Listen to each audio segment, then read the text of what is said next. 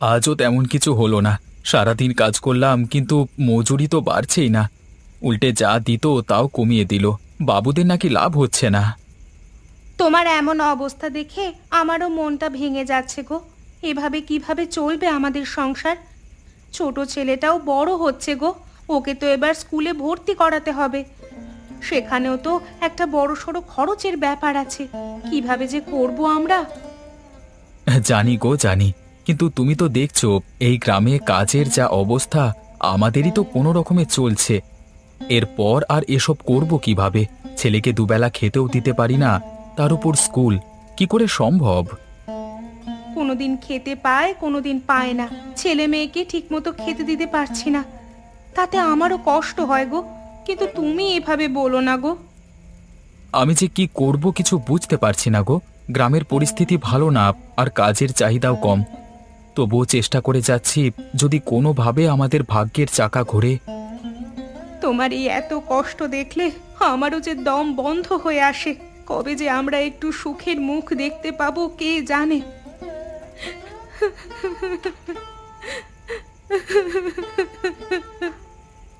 তুমি এভাবে কেঁদো না। সবার দিন সারা জীবন একরকম যায় না গো।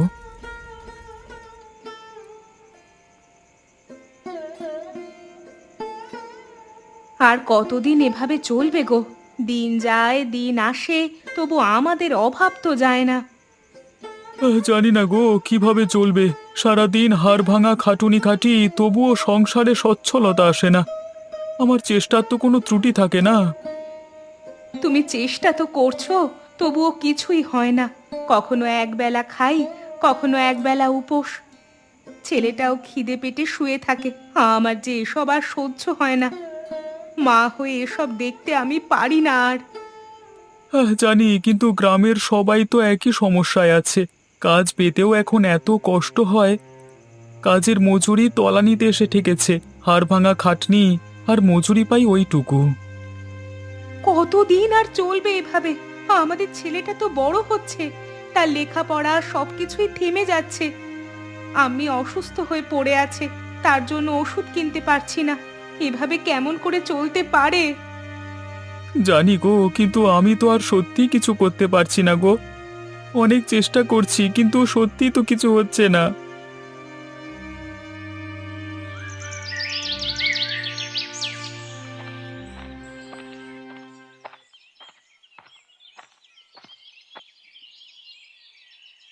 আরে কামাল, তুই? রফিক, অনেকদিন পর দেখা, কেমন আছিস? আছি একরকম, তোকে কি বলবো ভাই। এদিকে কাজ নেই, ঘরে খাওয়ার ব্যবস্থা নেই। তোর কি অবস্থা ওইদিকে? আমারও একই দশা রে। কাজের অভাব, টাকা পয়সা টানাটানি। ছেলে মেয়েকে খাওয়ানোর জন্য দিন রাত খেটে মরতে হয়, তাও অভাব মেটে না রে। হ্যাঁ, আমাদের গ্রামে কেউই ভালো নেই রে। তুই তো শুনেছিস নিশ্চয়ই, ইদানিং কাজ কমে গেছে। যাও বা কাজ আছে, সেগুলো এতই কম টাকা দেয় যে কি বলবো। হ্যাঁ রে, এই কষ্টের দিনগুলো আর কতদিন চলবে জানি না। মনে হয় আমরা কোনোদিন আর মুক্তি পাবো না রে। মুক্তি পাওয়া যায় না, মুক্তি খুঁজে নিতে হয় রে। চল, বরং চায়ের দোকানে বসে কিছুক্ষণ কথা বলা যাক। কতদিন পর তোকে দেখলাম। সত্যি, বহু মাস পর দেখা হলো তোর সাথে। চ, বসে গিয়ে আর একটু চা খাই।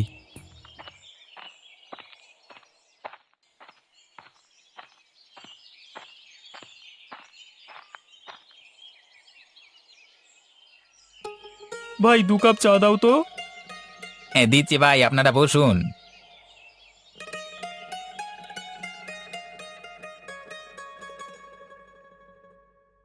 তুই কি ভাবছিস বলতো রফিক? অভাব তো আমাদের পিছুই ছাড়ছে না। জানি, কিন্তু আমাদের কি এভাবে বসে থাকলে চলবে? কিছু একটা তো করতে হবে। এভাবে তো আর সত্যি চলছে না। কি করব বল? কাজ তো নেই এমনিতেই, তার উপর আবার কদিন ধরেই এত বৃষ্টি পড়ছে। কাজ তো আরই হবে না এভাবে। তোর ছোটবেলার কথা মনে আছে কামাল? আমরা মাঝরাতে বৃষ্টিতে মাছ ধরতে যেতাম। তুই কেমন জাল ফেলতিস, সব মাছ আমাদের জালে উঠতো। হ্যাঁ রে, সত্যি ছোটবেলাটাই ভালো ছিল জানিস তো। কোনো চিন্তা নেই, ভাবনা নেই, শুধু আনন্দ। এখন সেসব দিনগুলোর কথা খুব মনে পড়ে রে। ঠিকই বলেছিস। এক কাজ করি, এই অভাবের সংসার তো লেগেই আছে, সবই থাকবে। আমরা আবার আজ রাতে যাই, মাছ ধরি সেই ছোটবেলার মতো। হ্যাঁ, ওসব মাছ ধরা ছেড়ে দিয়েছি, আজ বহুদিন পেরিয়ে গেছে। এসব কি আর এখন হবে? নাই বা হলো, নাই বা পেলাম মাছ, কিন্তু একসাথে গেলে আবার তো ছোটবেলার মতো করে কিছুটা কাটাতে পারবো। সেটাই বা কম কিসের? চল না, খুব একঘেয়ে লাগে রে আজকাল, খুব ক্লান্ত হয়ে গেছি। মাঝরাতে বৃষ্টির মধ্যে যাবি? হ্যাঁ, ঠিক ধরেছিস, এখন বৃষ্টি বাদলার সময়। চল, আবার সেই পুরনো দিনে ফিরে যাই। কিছুক্ষণের জন্য হলেও পুরনো দিনের মতো দুই বন্ধুতে কিছুটা সময় কাটাই। তুই তো ভালোই জানিস এখন মাছ ধরবার মোক্ষম সময়। রাতের বেলায় মাছ ধরতে নামলে সব বড় বড় মাছ ওঠে। সে তো বুঝলাম, কিন্তু এত বৃষ্টিতে জাল ফেলা কি সহজ হবে? আরে সাহস থাকতে হবে। ছোটবেলায় তো কতবার এমন বৃষ্টিতে মাছ ধরেছি, মনে নেই তোর?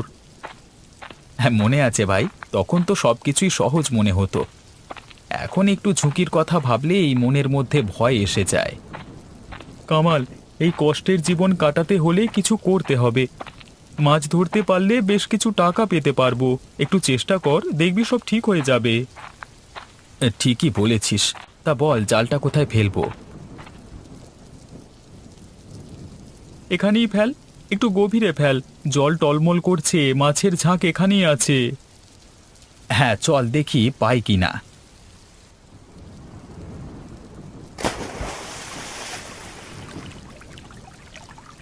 টান টান, বড় মাছ ফেসেছে মনে হচ্ছে। আরে হ্যাঁ, মনে হচ্ছে বেশ ভালো মাছ ধরতে পেরেছি। আরে টান টান, দেখি কি উঠেছে। আরে আরে দেখ, ইলিশ উঠেছে আজকে। হ্যাঁ ভাই, এত ইলিশ উঠবে ভাবতেও পারিনি। এত ইলিশ আমি কখনো দেখিনি রে। তোকে বলেছিলাম না, মাছ ধরা আমরা ভুলিনি। আরেকবার জালটা ফেলবি নাকি? তুই কি বলিস, ফেলি দেখি। হ্যাঁ, ফেল ফেল ফেল দেখি আরেকবার।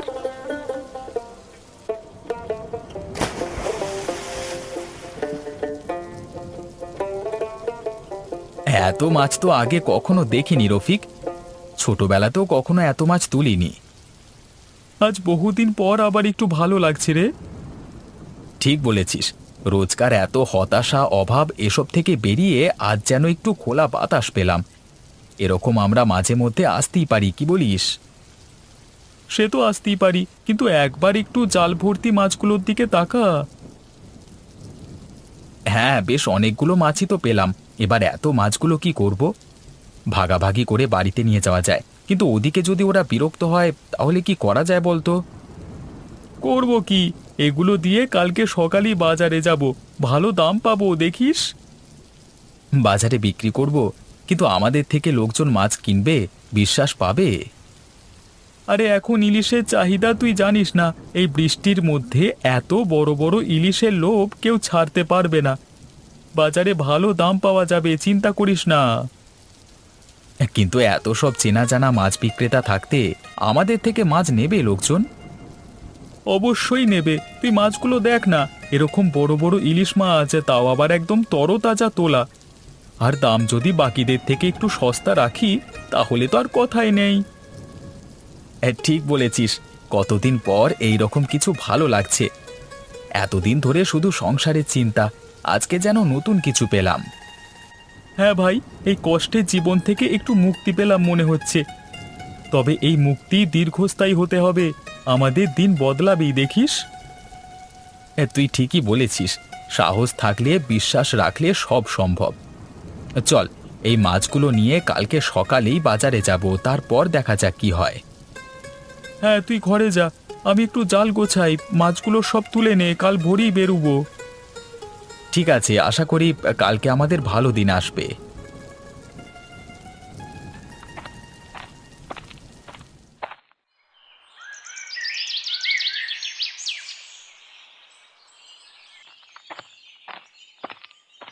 আজকে মনে হচ্ছে সত্যি ভাগ্য খুলবে রফিক। এত মাছ বয়ে নিয়ে যাচ্ছি, পিঠে ব্যথা হয়ে যাচ্ছে। হ্যাঁ, আজকে কষ্ট হলেও দেখবি সেই কষ্টের মোটা খেসারও তো পাবি আজকে, মিলিয়ে নিস।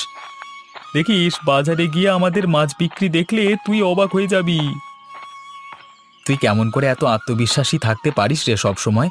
এত বিশ্বাস পাস কোথায়?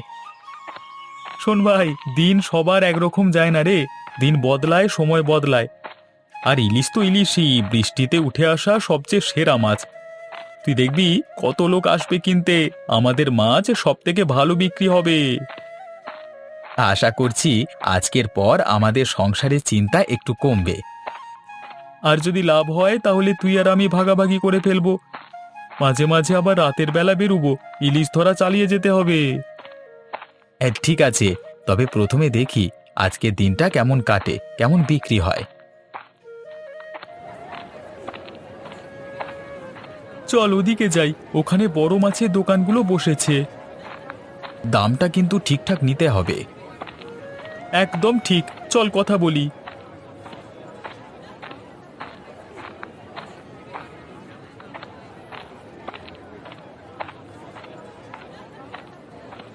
বাহ, এত বড় ইলিশ কোথায় পেলে তোমরা? নিজেরাই ধরেছি, কালকে রাতের বৃষ্টিতে বড় বড় ইলিশ পেয়েছি আমরা। এর দাম কিন্তু ভালোই পাবে, চলো আমি কিনে নিচ্ছি। কত দেবে? না, এত ভালো মাছ এই দামে হবে না গো। এই রফিক, এত ভালো দাম দিচ্ছিল, তুই তবু না করলি কেন? সেই জন্যই না করেছি। ওরা যদি এত ভালো দাম দেয় তাহলে আমরা নিজেরাই যদি বসে বিক্রি করি তাহলে কত ভালো দাম পাবো ভাব। এদিকটা তো ভেবে দেখিনি। তাহলে কি করবি? আমরা নিজেরাই বিক্রি করব। চ, একটা ভালো জায়গা দেখে বসে পড়।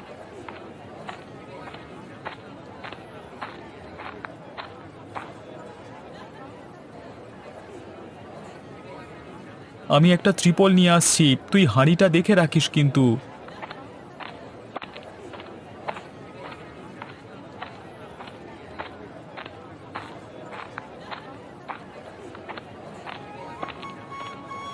রফিক, মনে হচ্ছে আজকে ভালোই বিক্রি হবে।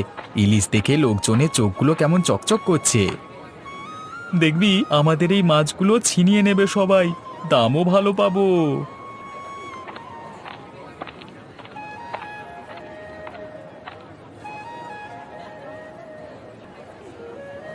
ওরে বাবা, এত বড় ইলিশ মাছ, দাম কত? ভাই, আজকের ইলিশ একদম টাটকা, দামটাও আপনাদের সাধ্যের মধ্যে। কিন্তু এত বড় ইলিশ মাছ এখন সহজে মেলে না। হ্যাঁ, ঠিক বলেছ। কত চাও? 150 টাকা কেজি। 150? এত কম দাম? ভাই, এই ইলিশ টাটকা, রাতে নিজের হাতে ধরেছি। এই বৃষ্টির মধ্যে নিজেরাই ধরেছি আমরা, তাই একটু সস্তায় দিতে পারছি। আচ্ছা ঠিক আছে, আমাকে 1 কেজি দাও। আমাকেও দাও, এমন ইলিশ পাওয়া মুশকিল। আমাকে 2 কেজি দিও কেমন? ঠিক আছে ভাই, তোমরা নিয়ে যাও, কালকে আরো আসবে। হ্যাঁ,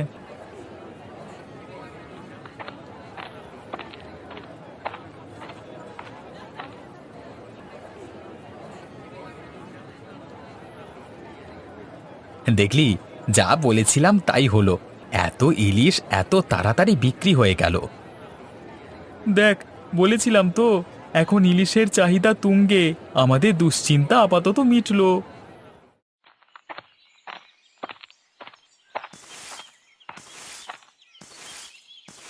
এই শুনছো, আজকে যা হয়েছে তা তুমি বিশ্বাস করতে পারবে না। কি হয়েছে গো? এতদিন পর তোমাকে এত খুশি লাগছে আজ? এ দেখো, এতগুলো টাকা। রাতের বৃষ্টিতে মাছ ধরতে গিয়েছিলাম রফিকের সাথে। যা মাছ পেলাম সব বাজারে বিক্রি করে দিয়ে এলাম। এতগুলো টাকা? সত্যি? আজ কি তবে সত্যি আমাদের ভাগ্যের চাকা ঘুরলো?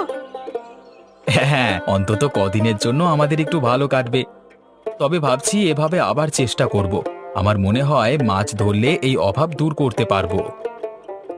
আল্লাহ তোমার উপর কৃপা করুক আল্লাহ। এতদিন পরে তোমার মুখে হাসি ফুটলো। আমাদের ছেলেটার জন্য একটু পেট ভরে খাওয়ার মতো রান্না করতে পারবো কদিন। আমি কালকে ভালোভাবে বাজার করে আনবো। ছেলেটাকে ভালো করে রেঁধে দিও কেমন? অনেকদিন না খেয়ে আধ পেটা শুয়ে থাকছে। আল্লাহ অনেকদিন পর আমাকে একটু শান্তি দিল আজ।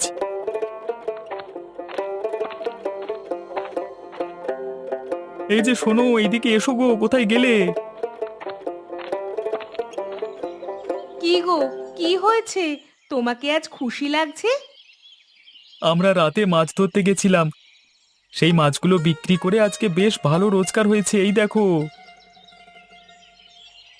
এতগুলো টাকা? এত মাছ ধরলে কখন তোমরা? এই কালকে মাঝরাতে বৃষ্টির মধ্যে, আজকে ভাগ্য আমাদের সহায় ছিল, এত বড় ইলিশ ধরেছিলাম। বাজারে একটাও মাছ বাদ পড়েনি, সব বিক্রি হয়ে গেছে, কারাকারি করে লোকজন কিনেছে। আল্লাহ, আমাদের ভাগ্যে এমন দিনও ছিল। এবার থেকে সংসার একটু গুছিয়ে চলতে পারবো। হ্যাঁ, এখন থেকে আমরা মাঝে মাঝে মাছ ধরতে যাব বলে ঠিক করেছি। দেখবে কষ্টের দিনগুলো আবার একটু একটু করে সব বদলে যাবে। কাল তাহলে আম্মিকে নিয়ে একটু ডাক্তার দেখিও, শরীরটা কদিন ধরে খুব খারাপ। একটু ওষুধও জোটেনি এতদিন। হ্যাঁ হ্যাঁ, কালকে সকালে যাব, তুমিও যেও সাথে করে, কেমন?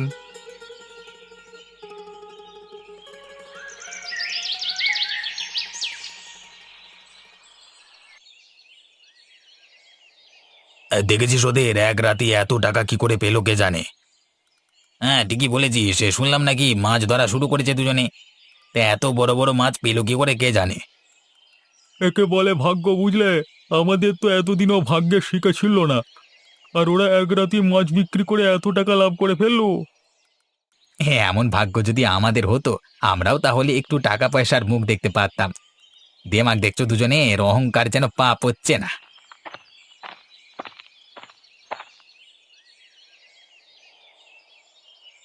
আরে কি ব্যাপার রফিক, কেমন চলছে সব? তোমার তো পুরো চেহারাই পাল্টে গেছে।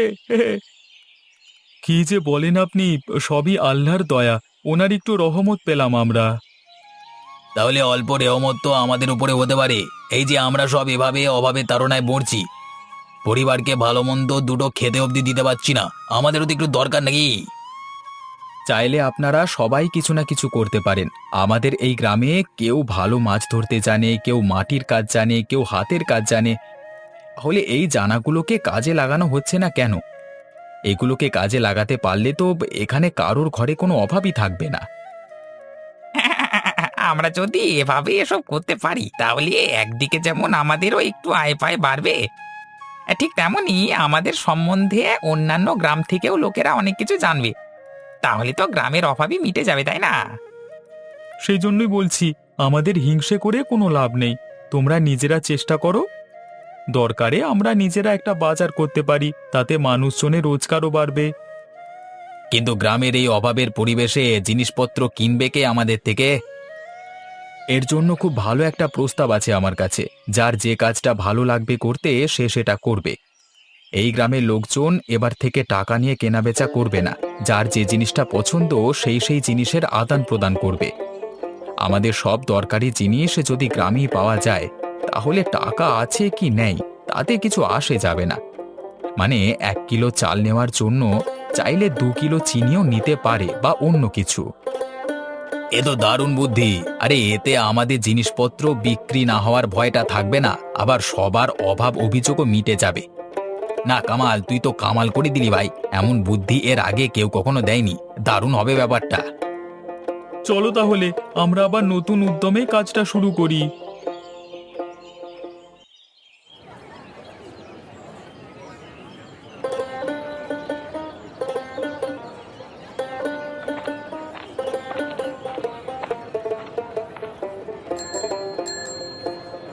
কি দেখছিস ভাই? দেখছি এই গ্রামটাকে, তোর একটা বুদ্ধি গ্রামটাকে আমূল বদলে দিল রে। অভাব সব রকম বুদ্ধির জন্ম দেয়, জানিস তো? এই অভাবটা তো আমরা সবাই দেখেছি, ভোগ করেছি। তাই আমরা যখন এর থেকে কিছুটা হলেও মুক্তি পেলাম, তাহলে বাকিদেরও কেন সাহায্য করব না? গ্রামটা তো সকলেরই। ওদের সবাইকে ঠিকঠাক রাস্তা দেখাতে পেরেছি, এটাই অনেক। ভবিষ্যতে যেটুকু সম্ভব হবে সেই সাহায্যটুকু করতে পারলেই হলো। অবশ্যই করব, আমরা যা পারবো সাহায্য করব, চেষ্টাটুকু অন্তত করব। আজকে মাঝরাতে মাছ ধরতে যাবি তো? বড় ইলিশ মাছ। তোর তাতে কোনো সন্দেহ আছে? হ্যাঁ